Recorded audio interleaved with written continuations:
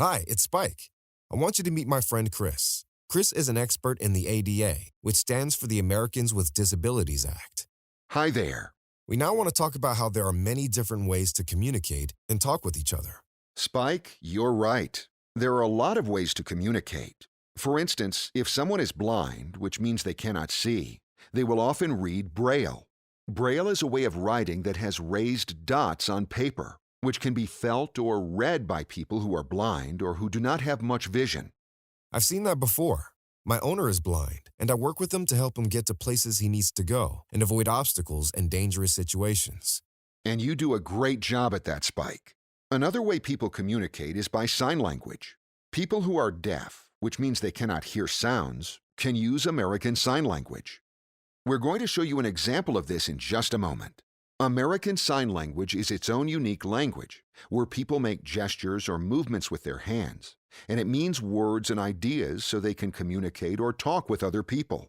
And just like there are different types of spoken language, like English or Spanish, there are different types of sign language. Sometimes someone who uses sign language in public will have an interpreter with them, who will speak out loud what the person who is deaf is signing. An interpreter is someone who explains what people in different languages are saying to each other. Let's take a look at an example of American Sign Language. Welcome to the Scranton School for the Deaf and Hard of Hearing in Pennsylvania. Students of all ages from kindergarten through high school attend here. Sonoy King works at the school. He tells us a little bit about himself. An interpreter speaks what he signs with his hands. I grew up at a school for the deaf. My first language is what's called Signed Exact English. And then we moved to California. My family all signed. And then I graduated from high school and I started taking ASL in college, ASL 1, 2, and 3. I started learning about deaf culture. And, I, as a deaf person, really started to develop there. And it's very challenging, yes. There were a lot of challenges. I won't say that sign language is very easy, but I really did the work. There are many types of sign language. Oh, there is no such thing as a universal sign language. Each sign language has its own, there can be regions within ASL. Around the world, there are different sign languages depending on the country. This place signs it different, but there is no such thing as a universal sign language.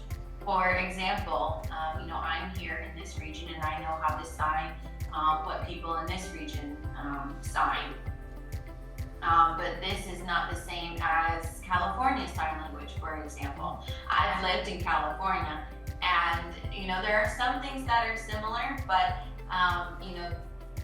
there's definitely even regional signs in the United States. And especially around the world, if you go to Japan, Russia, Africa, all these different countries, there's definitely different signs and nobody signs two things alike. Mackenzie Flanagan is a teacher at the school. She speaks and signs at the same time. It's not English on the hands, and it's a beautiful language. There's poetry, there's music, there's movement, it's acting, it's your whole body, your facial expressions are part of the grammar. It's a fun language to learn.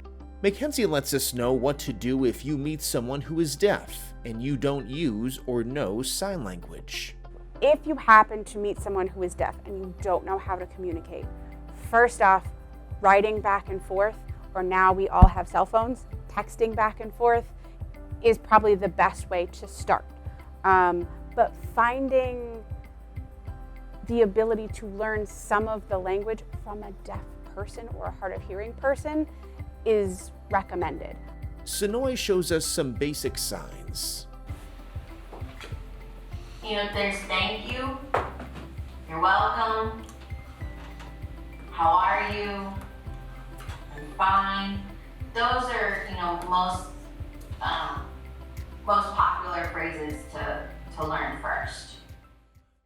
Another thing that can help people who are deaf or who have trouble hearing enjoy TV is captioning. You may have noticed captioning when you are watching TV yourself.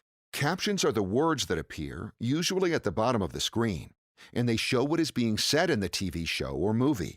This is very helpful for people who cannot hear, but it also can be helpful for people who can hear some things, but not everything. And sometimes, people just like to see the words on the screen to make it easier to follow what is being said. The most common type of captioning is closed captioning, which means you can turn it on and off. How about we tell everyone one more way that people who are deaf can communicate? Okay, another option for people who are deaf or can't hear well is for them to use a video service where they can sign into a video screen and an interpreter will understand what they are saying. The interpreter then tells that person's message to a person who doesn't know sign language. This allows a person who is deaf to have a conversation with someone else who might be from a business, government office, or even just a friend. One term that we also want you to know is effective communication. All of the things we have talked about help people with disabilities communicate with each other. However, communication is not simply saying words. It's about using the right words too so that everyone can really understand what is being talked about. It also means a person should be able to sense the emotion behind the words. That's right. Imagine if you wanted to tell someone that you love them. There's a big difference between saying I love you and exclaiming it with joy. For example, I love you. Compare that with saying I love you and mumbling it with no emotion, such as, I love you. When you are talking with someone, whether that person has a disability or not, the person you are talking with should be able to know what feeling you are saying your words with, so the communication is clear and easy to understand. Great information, Chris. In our next segment, we're going to learn about service animals and more about what I do.